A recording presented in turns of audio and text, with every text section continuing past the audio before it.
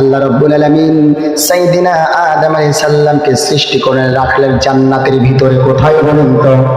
নাফরমানি করার কারণে, আল্লাহর একটা হুকুম অবাধ্য করার কারণে আল্লাহ তাআলা শাস্তি তো দিলেন, মাফও করলেন, ক্ষমাও করলেন, নবুয়ত দান করলেন, আবার দুনিয়ার মধ্যে প্রেরণ করলেন শয়তানের সাথে প্রতিযোগিতা করো।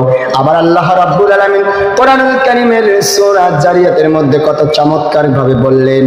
আল্লাহ তাআলা বলছেন, ওয়ামা খালাকুতুল জিন্না ওয়াল ইনসা ইল্লা লিয়াবুদুন। আল্লাহু আকবার। আল্লাহ রাব্বুল আলামিন বলছেন, আমি জিন এবং ইনসানকে অন্য কোন উদ্দেশ্যে সৃষ্টি করি নাই, কেবলমাত্র শুধুমাত্র একমাত্র এর জন্য সৃষ্টি করেছি, মানুষ ইবাদত করবে একজনের। বলেন তো তিনি কে? দাসত্ব করবে একজনের। জোরে বলেন তিনি কে? গোলামি করবে একজনের, তিনি কে? আইন মানবে একজনের। জোরে বলতে হবে তিনি কে? আল্লাহর আনুগত্য, আল্লাহর ইবাদত, আল্লাহর বন্দেগী, আল্লাহর দাসত্ব, আল্লাহর গোলামি করার জন্য আল্লাহ তাআলা মানুষকে প্রেরণ করেছেন এই দুনিয়ার মধ্যে।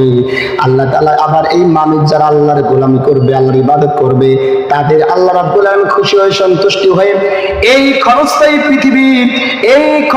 পৃথিবীর মায়া ত্যাগ করে যখন আল্লাহ আবার ওই পরকালীন জিন্দেগীর মধ্যে নিয়ে যাবেন, আল্লাহ তাআলা ওই পরকালীন আল্লাহ বিশাল একটা আরামদায়ক জান্নাতের ব্যবস্থাও করে দিয়েছেন। যে আল্লাহ রাব্বুল আলামিন মহব্বত করে বান্দাকে সৃষ্টি করবে জাহান্নামের জন্য, যাওয়ার জন্য নয়। যেহেতু আল্লাহ রাব্বুল আলামিন মানুষকে দুনিয়ার মধ্যে প্রেরণ করেছেন, আবার আমাদের প্রিয় রাসূল মুহাম্মদ সাল্লাল্লাহু আলাইহি ওয়াসাল্লাম বলেছেন, ও আমার উম্মতেরা শোনো, এই দুনিয়ার জীবনটা হচ্ছে একটা পরীক্ষা, একটা পরীক্ষার স্থান, পরীক্ষার জায়গা।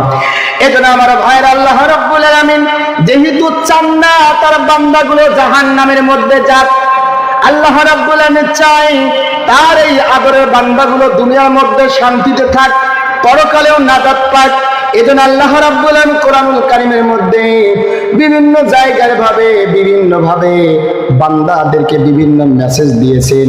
আর আমার আলোচনার মধ্যে চমৎকার মেসেজ দিলেন, ও ঈমানদারেরা, তোমরা নিজেকে জাহান্নাম থেকে হেফাজত করো না, জাহান্নাম থেকে নিজেকে সেভ করো। নাম্বার 2, তোমাদের পরিবারকে সেভ করো, এবং তোমরা তোমাদের সন্তান সন্ততিকে, অর্থাৎ তোমাদের ছেলে এবং মেয়েকে সেই আগুন থেকে, জাহান্নামের ওই কঠিন আযাব থেকে রক্ষা করো। মানুষ এবং পাথরও হবে যে জাহান্নামের জ্বালানি। নাউযুবিল্লাহ বলেন। মানুষ এবং পাথর হবে যে জাহান্নামের জ্বালানি। আল্লাহ পাক বলছেন যে সেই জাহান্নাম থেকে, কঠিন আযাব থেকে তোমরা নিজেকে সেভ করো, এবং তোমাদের পরিবারকে সেভ করো, তোমাদের সন্তান সন্ততিকে সেভ করো। আবার আল্লাহ রাব্বুল আলামিন কঠিন কথা বলছেন। আল্লাহ তাআলা বলছেন, ওই জাহান্নামের মধ্যে যে সমস্ত জাহান্নামের ফেরেশতাদেরকে নিয়োগ দেয়া হবে, ওই জাহান্নামের ফেরেশতারা হবে কঠিন হৃদয় স্বভাবের লোক। আল্লাহ তাআলা বলছেন, তারা এমন ভাবে আল্লাহর হুকুম, আল্লাহর নির্দেশ তারা পালন করবে। দুনিয়ার মধ্যে ঘুষ দিয়ে মানুষকে কিনে নেওয়া যায়, কিন্তু জাহান্নামের ওই ফেরেশতাদেরকে ঘুষ দিয়ে তাদের আল্লাহর নির্দেশ, অর্থাৎ জাহান্নামের যে শাস্তিগুলো, এগুলো দমানো যাবে না। কথা বলেন ঠিক কিনা? এত কঠিন হবে এই জাহান্নাম। আমার ভাইরা,